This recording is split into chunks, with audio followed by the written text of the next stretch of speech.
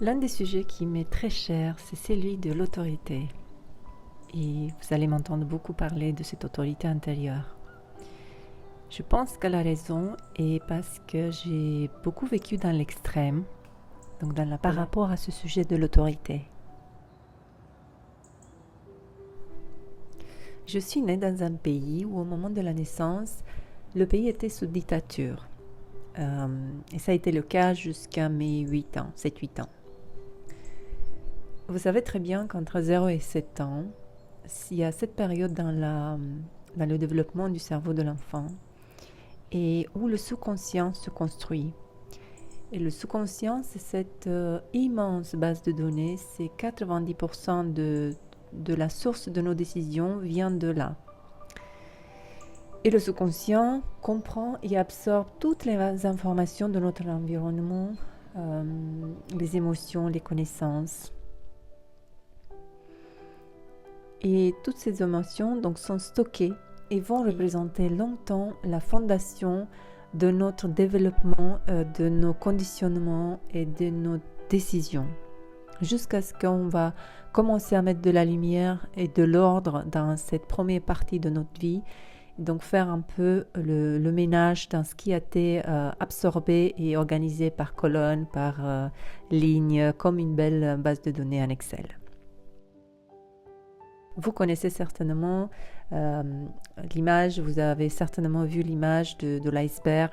Le point de l'iceberg, le conscient, c'est 1%, et en dessous, c'est le sous-conscient avec les 99%. Revenons à l'autorité. Longtemps, en tant qu'enfant, j'ai vécu cette peur de l'autorité, bien sûr accélérée par le fait d'être né dans ce contexte.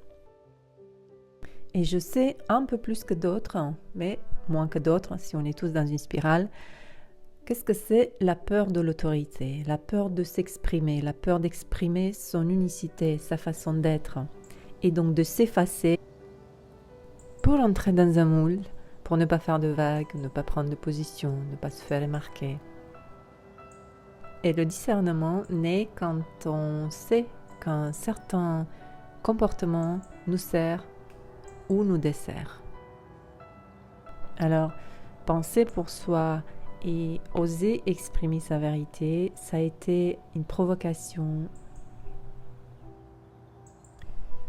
Cela a duré longtemps et les figures d'autorité ont changé. Si pendant mon enfance, c'était plutôt mes parents, peut-être plus ma mère par rapport à ce qui était lié à l'école, vu qu'elle a eu un parcours d'enseignante. Mon père, c'était par rapport à tout ce qui était relations. Mes grands-parents, mais qui étaient très durs. Ensuite des enseignants, ensuite des responsables, des managers. Concrètement, ce conditionnement, pour moi, ça m'a aidé à être la bonne élève qui m'a servi jusqu'à un certain point. Et ensuite, j'ai annulé, j'ai neutralisé ce conditionnement tout seul. Je l'ai laissé dissoudre quand j'ai compris qu'il ne m'est plus favorable. Mais à un moment donné, avec l'expérience, je me suis rendu compte à quel point cette peur de l'autorité m'a aidée. Comme tout conditionnement, je pense qu'il est utile jusqu'à un point, de T0 à T1, mais à partir du T1, il devient obsolète. Et je pense que dans la vie de tout le monde, on a des conditionnements qui fonctionnent de la même manière.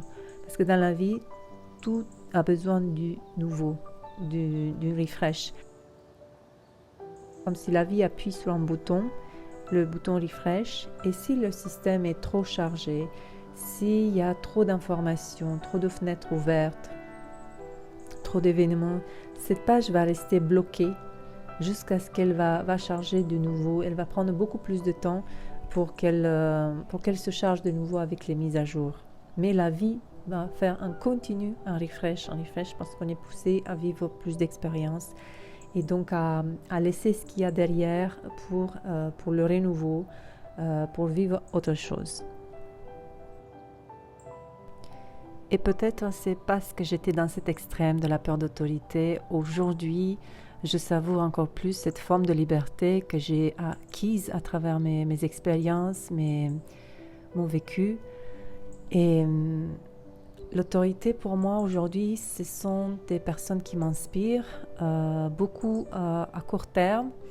Il y aura toujours dans cette spirale des personnes qui vont m'inspirer heureusement, qui vont me montrer une direction où aller. Mais c'est surtout à l'intérieur que je recherche cette direction de plus en plus. Et en tout cas, s'il y a en conclusion, c'est que la liberté est de choisir nos figures d'autorité, de les suivre autant que cela nous sert, sans les mettre sur un pédestal, parce qu'elles nous montrent tout simplement soit la direction, soit l'information dont on a besoin pour avancer. Mais elles ne sont finalement que des parties de nous. Elles nous montrent une information sur nous. Donc c'est surtout à éviter la dépendance d'une autorité extérieure. Et cela inclut un influenceur, cela inclut un homme politique, cela inclut aussi un professionnel de santé.